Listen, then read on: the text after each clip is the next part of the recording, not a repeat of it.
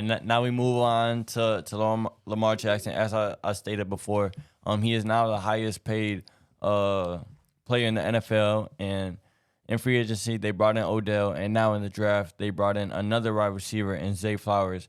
So it's really, now that Lamar Jackson has weapons, you got Mark Andrews, you got Lamar's running ability, you still have the elite run game, you now have Odell, you still have Bateman, and now you have Zay Flowers, who is being compared to Antonio Brown like play style for how electric he is. And now that Lamar Jackson has weapons, it's zero reason for us to hear any excuses why the Ravens didn't make the playoffs, why the Ravens lost in the first round. In my opinion, this Ravens team is arguably top 4 in the AFC for how loaded the AFC is, and this is what the Ravens needed to do to get over that hump. We see the Ravens always come up short. When they were in the 1 seed, they got upset by the Titans, and that was the year I thought that they could have gone to the Super Bowl. And then the next season they play the Bills in the divisional round. They lose that round, and it's just like when are the Ravens gonna get over the hump? And now that Lamar Jackson is paid, he has no reason to want to sit out. I feel like this is the season that we really find out if Lamar Jackson. We know that Lamar Jackson is good, but we find out if Lamar Jackson is a really franchise quarterback, and if he's worth all this money that they just gave him.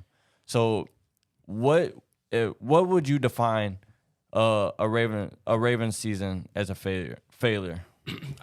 This sounds kind of bold, but if they don't win the division, I think it's a failure. Like I really do. I think there's been a lot of talk saying, "Oh, Joe Burrow has all these weapons. Joe Burrow, that offense is the reason why Joe Burrow succeeds so well."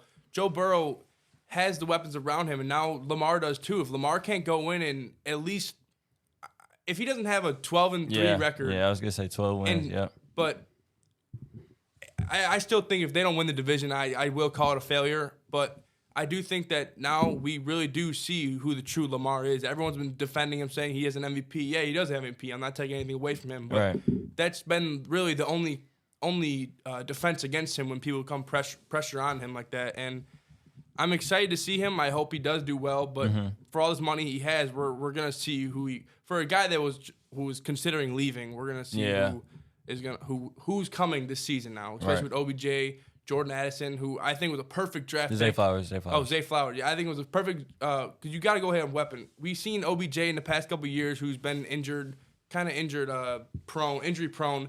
And so we're going to see Zay Flowers with Odell Beckham Jr. and Rashad Bateman. And with J.K. Dobbins and Lamar's run game, like you said, I think they have everything they need, in my opinion, with Mark Andrews as well. I just think that them and the Bengals will be going toe-to-toe in that division. Yeah. And it'll be a good one. Yeah, for sure. Like AFC North is always competitive.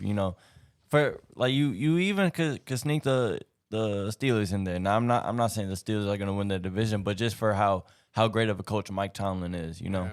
So and then you now have Deshaun Watson with the Browns for a full off season. So there's no telling what that Browns team could look like. So honestly, that the Browns, the AFC North could be like last season NFC East for how competitive it was last year.